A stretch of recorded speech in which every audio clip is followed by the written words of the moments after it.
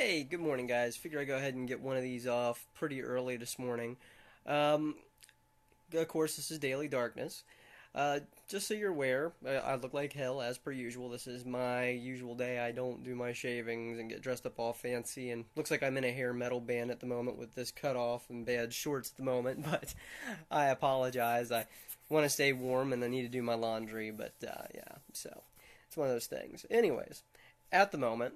I was asked by one of my usual commenters as to my thoughts on the whole Ghostbusters conspiracy, or not conspiracy, but Ghostbusters controversy, as well as the whole Leslie Jones controversy. The thing of it is that, as you may have seen on my channel, youtube.com/c /Sasha Darkness, I've already done a few videos on the new Ghostbusters film, as well as the original 1975 kids show, things of that nature.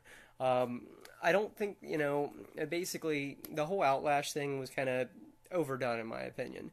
The film made what it was expected to make and things of that nature, which is great, but the problem at the end of the day is that, James Rolfe had his opinion, nobody down on him for it.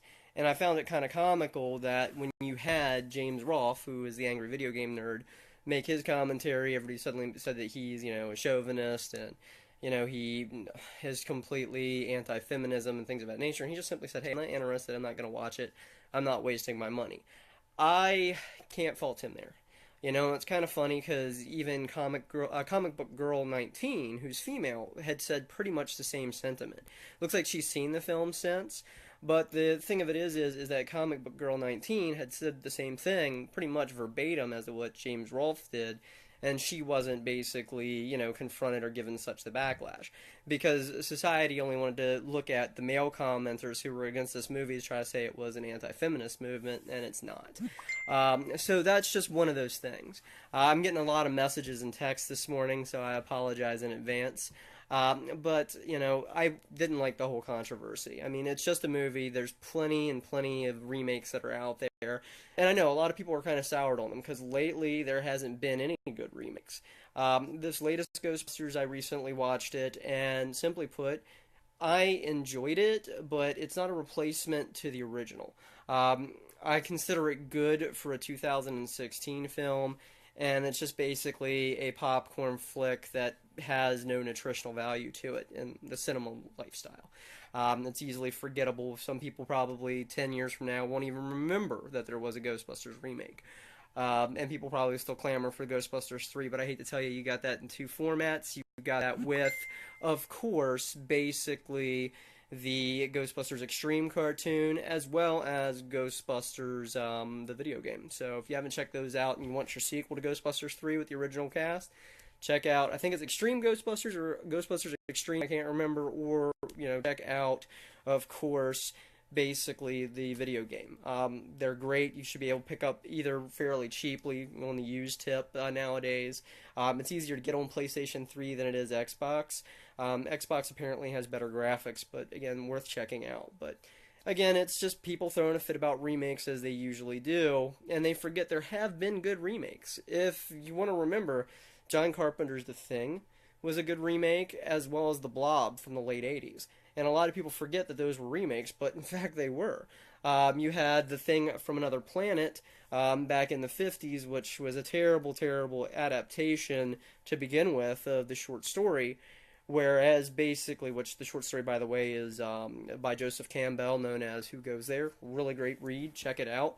And their movie version in the 50s was nowhere near, close to the novel. Whereas at least The Thing, and of course its recent, prequel that they released, are fairly close to the original novella, so worth checking out. And again, with The Blob, there was a 1950s film on that. I'm trying to think of the gentleman's name that was in it that was fairly popular at the time. It's too early. I'm not thinking straight. And I can't think of it, but he was in it. And then, of course, they remade it in the 80s with upgrade effects. Pretty much the same movie, but definitely got an added punch to it and worth checking out. So never forget that there are basically good remakes that are out there.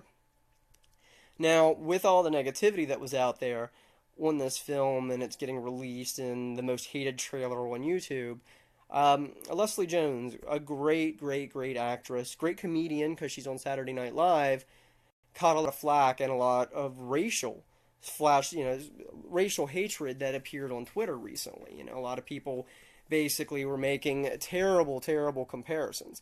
Um, I'd made jokes about Melissa McCarthy because I can't stand her, but I wouldn't go the level that these guys would go with what they did with Leslie Jones because they akined her, and I hate to say this, and it upsets me for even bringing it up, but they akined her to basically going, well, the original Ghostbusters was a remake of the 1975 kids show, and we guess Leslie Jones, of course, is the ape from the show, which is completely wrong and completely racist.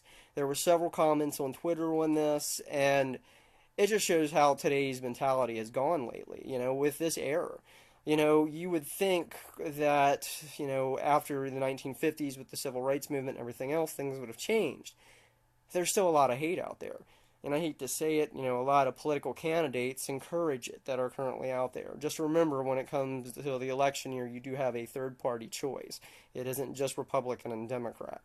But the kicker of it is they brought up all this racial hatred on Twitter. Basically, Leslie Jones did respond to some, but she got so much of it that she quit.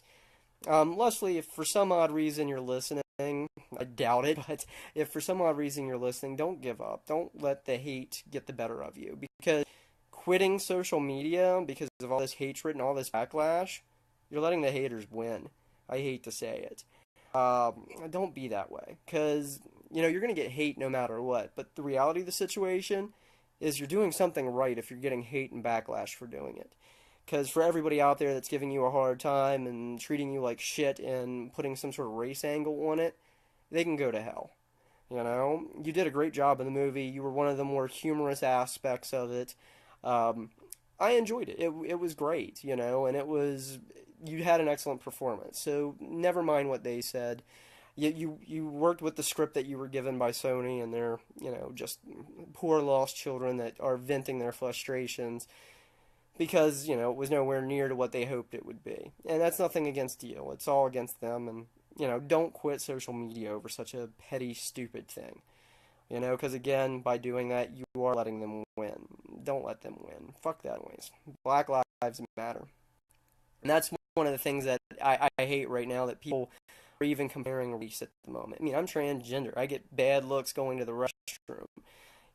When you start dropping racial terms, you're throwing us back decades of history and rewinding history for additional hatred out there. We shouldn't be that way. And so, to the haters out there, fuck off. And Leslie Jones, don't give up. Keep doing what you're doing. All right, love you guys. Talk to you later.